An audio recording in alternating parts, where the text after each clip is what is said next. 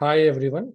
Today we'll see a course introduction for the course Cryptography and Network Security, developed by Jawaharlal Nehru Technological University, Kakinada, sponsored by Andhra Pradesh State Council of Higher Education. So we'll see the introduction. Myself, Dr. M. Sitaram, working as Associate Professor in the Department of CSE, Lekkireddy Balareddy College of Engineering. Now, on the completion of this course, the student is able to explain about different security threats and countermeasures on foundation course of cryptography mathematics. Like after completion of this course, the student able to find out what are the security threats, like what are the security threats over the confidentiality, over the integrity, and over the authentication, and what are the different countermeasures we need to take to overcome the threats. For example, to overcome the threat on the confidentiality, we follow encipherment. That is, we convert the readable format of data into unreadable format. There's one countermeasure. He'll come to know about it. Along with it, he'll know some cryptographic mathematics, the basic mathematics, like integer arithmetic, modular arithmetic. You need to know about what is meant by congruence, linear congruence. They'll come to know about all these things on the completion of this course. Then he'll be able to classify the basic principles of symmetric key algorithms and operations of some symmetric key algorithms and asymmetric key cryptography. So what is the symmetric key algorithms and asymmetric key cryptography is, so when we are transferring data from one source to the destination, we are going to convert that into an unreadable format.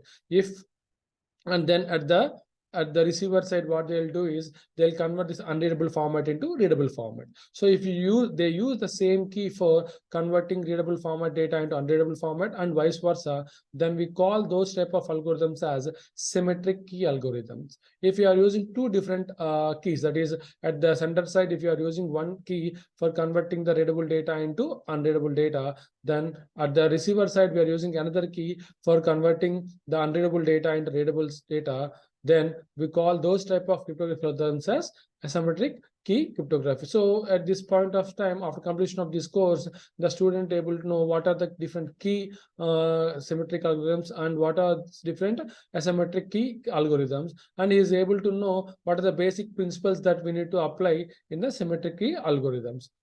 Then he will able to revise the basic principles of public key cryptography and working operations of some asymmetric key algorithms such as RSA, elliptic curve cryptography, and some more like Diffie-Hellman key exchange algorithm, where it is used to exchange key between sender and receiver. So we know the other name for asymmetric cryptography is public key cryptography. There I told in asymmetric key cryptography we'll use two types of keys. The one key is called as public key and the other one is called as private key. So we do that encryption, that for thing which we are doing, converting the readable format into unreadable format, that we call as encryption. There we use the public key.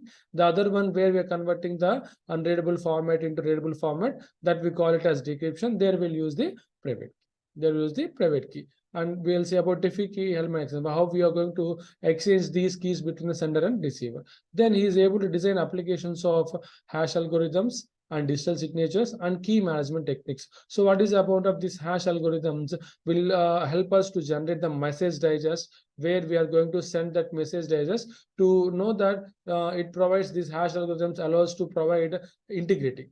It allows to provide integrity. That's whenever you're transferring a message, along with the message, we are going to send message digest by converting the given message into a message digest. At the receiver side, again, the message will be converted into a message digest using some hash algorithm.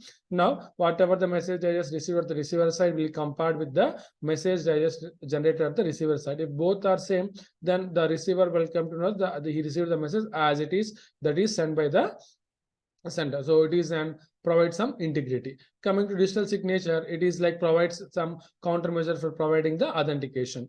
And key management techniques. Now I said we need to transfer these keys between sender and receiver, how these keys are going to be managed, how they are sending, and some asymmetric algorithms we need to use more number of keys, then how these keys are managed.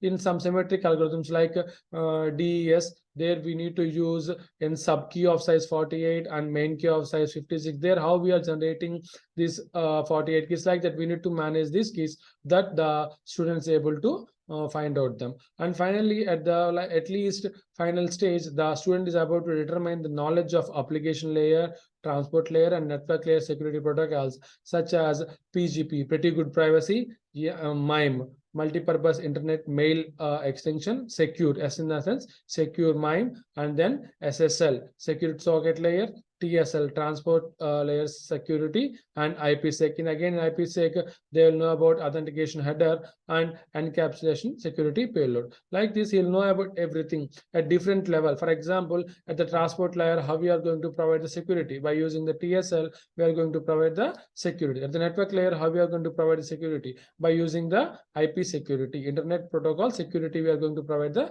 security at the network layer. At the application layer, how we are going to provide the security. By using the Pretty Good Privacy. That is the mails that are transferring from source to destination. We are going to follow either PGP or SMM. These are the things the student able to understand over the completion of this course. So this course, we follow 3 textbooks. Mainly, majority of the syllabus is covered from cryptography and network security by Bohraj A. Forouzan and Deep Mukhopadhyaya, which is the 3rd edition, and it is available from McGraw-Hill edition, and it is available from 2015. And the second one, where we cover small parts of the syllabus from cryptography and network security, 4th edition by William Stallings, which is published by Pearson publication in 2006.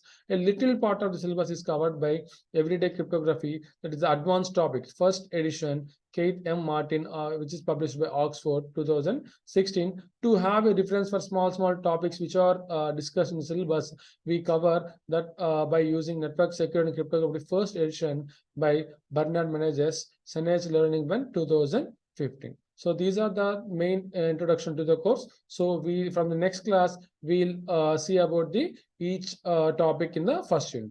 Thank you very much.